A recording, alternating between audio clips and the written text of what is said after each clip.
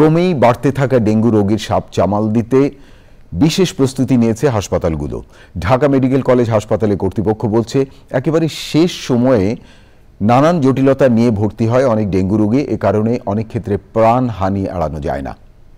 মৃত্যু ঝুঁকি এড়াতে নিবিড় পর্যবেক্ষণ এবং রোগী বৃদ্ধির আশঙ্কায় অতিরিক্ত ১০০ শয্যার প্রস্তুতি রেখেছে ঢাকা মেডিকেল কলেজ কর্তৃপক্ষ। দেখুন জান্নাতুল বাকিয়া কেকার রিপোর্টটি। মাঝবয়সী জামাত আলী পাবনা থেকে ছেলের কাছে ঢাকায় বেড়াতে এসে আক্রান্ত হন ডেঙ্গুতে। গাজীপুর সদর হাসপাতালে ভর্তি করা হয় তাকে।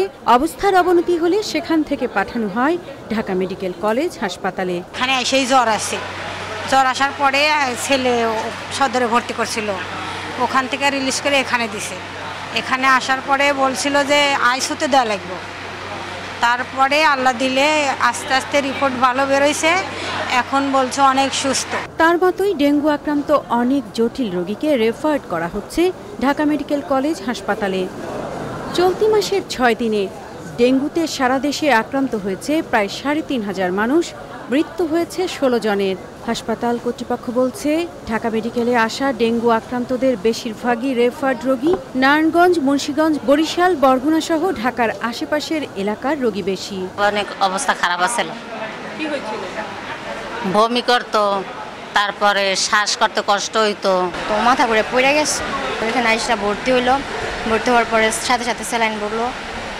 স্যালাইন পড়ার পরে মোটামুটি আল্লাহর রহমতে কিছুটা একটু সুস্থ আছে। চলতি মৌসুমে ডেঙ্গুর প্রকোপ ঊর্ধ্বমুখী হওয়ায় ঢাকা মেডিকেল কলেজ হাসপাতালে পুরুষ রোগীদের জন্য খোলা হয়েছে আলাদা ডেঙ্গু ওয়ার্ড। নারীদের রাখা হচ্ছে হাসপাতালের মেডিসিন বিভাগের ফিমেল ওয়ার্ডের সাথে আলাদা কক্ষে। অনেক সময় রোগীরা 4 দিন, 5 দিন, 6 দিন হয়ে যাচ্ছে, দেখা যায় যে হাসপাতালে আসে না, ডাক্তারের কাছে যায় না।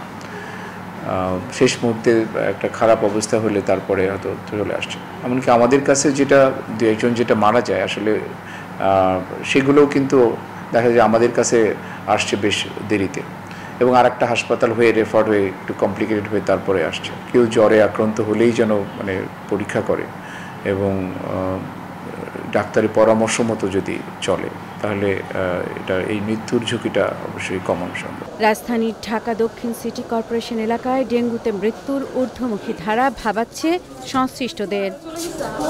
জান্নাতুল বাকিয়া কেকা, চ্যানেল আই, ঢাকা।